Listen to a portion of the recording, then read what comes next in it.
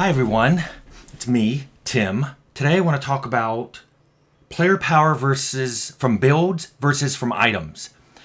This is a question from Anubis1101, who as a super mutant got a priority video.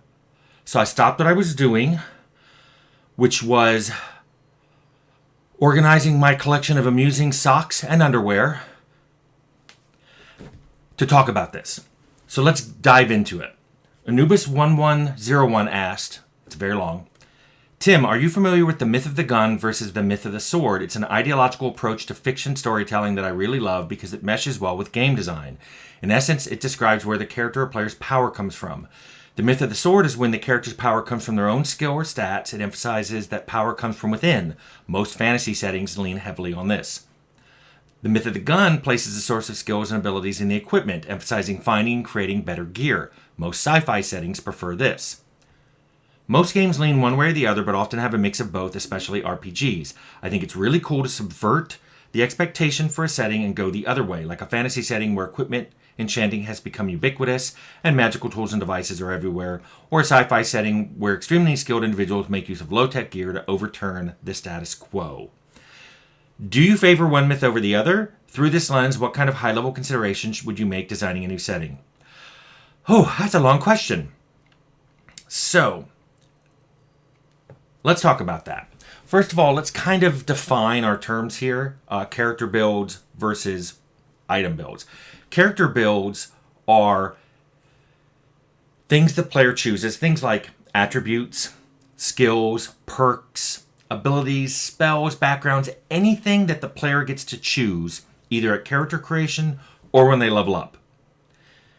Contrast this with items, which would be weapons, armor, consumables, anything that the player finds in the world and either puts on, holds, or eats.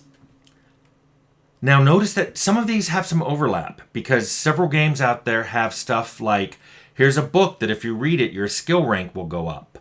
Or here's some kind of potion that will change how often your ability can be used.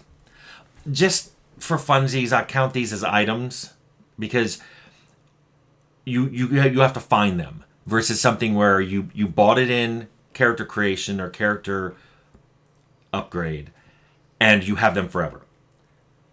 So a lot of games try to balance these. I try to have stuff from both, but I've never been a big balancer. If you watch this channel, you know that balancing isn't one of my strong points, and I'm also not overly concerned with it. Especially in single-player RPGs, I don't mind if somebody finds some fun, crazy, out-of-whack way of playing the game that they think is fun.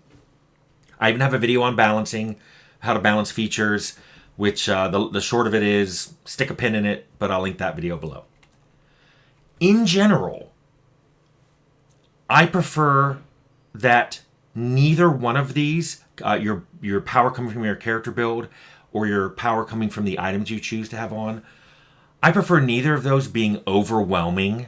And by that I mean 80, 90, or 100% of your power coming from that. And there are games that do that. There are games that everything's about what you bought for your character. There are no items. There's no inventory.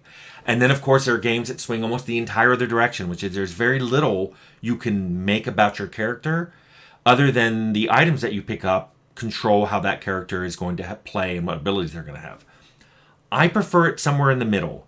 But if I had to choose, and I'm not going to tell you I did a good job with this in my games, but this is what I always wanted to go for. I want character build to always be a little bigger than items. Like in a perfect world, it'd be like a 60-40 split. And then I could go 10% either way, so 50-50 up to 70-30.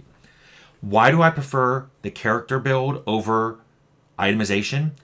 A lot of reasons. First of all, the character's you. That's why I like single player, non-party builds if I had my druthers. Because that way you're making a character that's you or represents you or you think of as, in this world, that's me.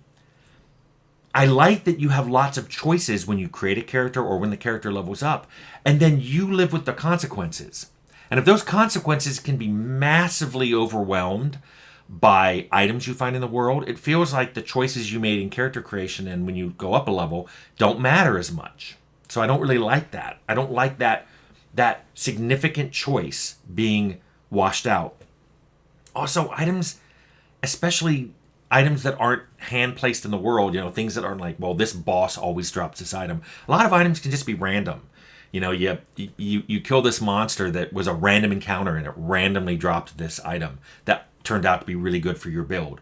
So in games, especially my games where items have a lot of randomization component, that's outside the player's choice. And you play a game and you never find that item. And in Fallout, it would be like making a really lucky character and never happening to find the limited edition Red Ryder BB gun. It's kind of the best weapon you can get for that lucky build, especially for eye shots.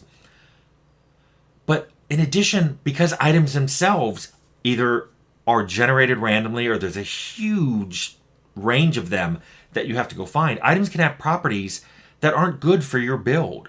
Maybe they weigh a lot and the game has encumbrance and you made a low strength character. Or maybe they can only be purchased in merchant stores. If you remember my loot tables, maybe one of the only way you can really get this item is to buy it in a shop, and it costs prohibitively much to get it. Or its ammo is prohibitively expensive to use. Or maybe it has a really low durability and your character is not one that took repair skills. Or maybe if it's a class-based game, it's restricted for a class you're not playing, or maybe you've chosen a player race and it's restricted to one you're not playing, or a host of other restrictions that can happen. It needs a particular minimum skill or requires a perk, and you don't have that. So here's this item that you think you would like, but for some reason you can't use it. That can be frustrating. Because of that, I don't like the majority of power for a player coming from items from the world. It's too slot machine, too risky. And like I said, there are whole games built around that where your leveling up is basically getting stuff at random. But that's not what I tend to make. Now, I could be persuaded into making a game where the balance of items, power to character power was different, like you get more from itemization, but it would have to be something that the game's design required, especially the design pillars. For example, if you made a setting where the world's mostly empty, so it doesn't have teachers or schools or people and books or trainers that support this idea that you've learned things, maybe that really diminishes skills, and so it's more important for the items you find, especially if it's a game about scavenging.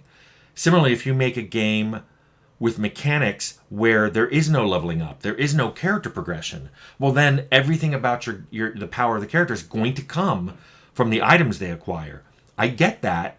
You could make a game like that, but I've tended not to. Now, I will say that in some ways, Arcanum had this. If you look at the magic versus tech schism that was going on in there, it really did become more of a skill versus item thing because tech could be mass produced. You could easily make tech items with the schematics you had. They talk about the fact that, guns are something that were being mass produced in this world, where wands can't be mass produced, magic items can't be mass produced. So one reason technology was catching up and overtaking magic was because of that mass produced quality, which ties into Anubis's question of as Arcana became more of a sci-fi setting, we were kind of reinforcing that mass production means itemization is probably more important to a tech character. But in general, though, because it was a game I wanted to be, I still liked the character's build to have a big effect on how the game was played. So I wanted to address Anubis's question of what would you look at for a setting, and in the end, it's the same as the advice I give for everyone, which is do what's best for the game you're making. If you're following any of the advice I've given on this channel, before you did anything, you wrote down your design pillars. So you wrote down, here's what's super important for this game. Am I going for realism? Am I going for exploration? What's important for this game?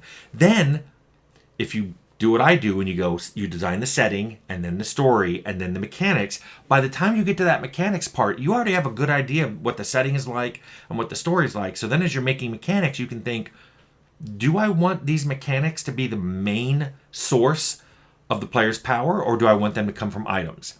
And you should decide that early, because I think once you decide it comes from items, you're really going to have to pay attention to where items come from, how they get dropped, how they're made available to the player. Because if the player makes a character that's going to be very, very sensitive, their power changes dramatically based on how good their items are. And items are something that are relatively random. You have to find a shop that has it and buy it. You have to happen to kill the right monster that drops it. This is going to be something that players are really going to care about.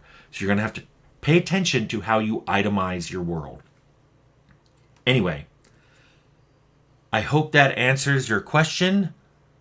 Anubis 1101.